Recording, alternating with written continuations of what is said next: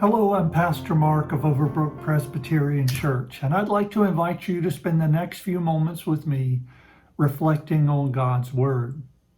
Today, we're going to go back to Philippians chapter 4, and we're going to look at the second half of verse 1.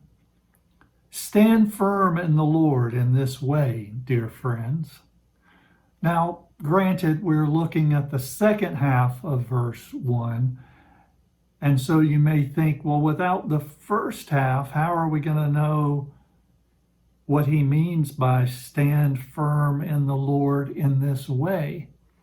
But actually, the answer to that isn't in verse 1 at all. We have to go back to chapter 3, the end of chapter 3. Paul is talking about people within the church who are really living in opposition to the gospel. They're claiming that they're followers of Jesus Christ, but they're not in any way adhering to God's word or to the truth of the gospel. There's no evidence of that reflected in their life. So here Paul is sort of pointing back to that and saying to the people in the church in Philippi, stand firm in this way. In other words, stand firm in God's word. Christ. The other thing, though, I'd really like to point out here is that he says, stand firm in the Lord. And I think that's really important because I don't believe Paul's saying, stand firm by being really good and depending on yourself. Again, that's not what the gospel is about.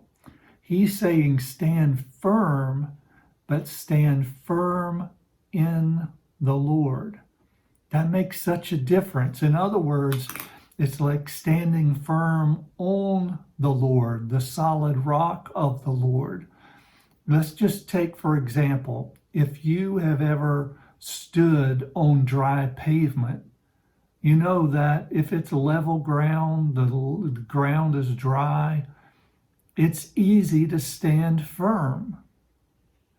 If, on the other hand, you're on a steep incline or decline, and there's a thin sheet of ice on the ground, it can be extremely difficult to stand firm, to stand steady. Now, see, nothing has changed in you. You're the same person, the same feet, the same legs, the same muscles, the same strength. So it's not you. It's what you're standing on that makes the difference. And so don't just gloss over this that Paul's saying here. Yes, he wants us to stick to God's word. Yes, he wants us to stick to the truth of the gospel. But we do that by choosing what we stand on and in whom we stand. And that is in the Lord.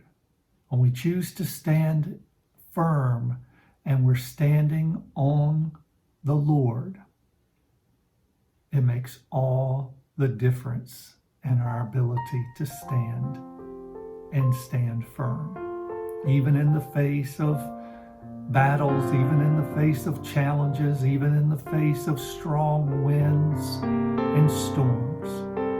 If we're standing in the Lord, he will keep us strong. Thank you for spending this time with me today, reflecting on God's word for God's people.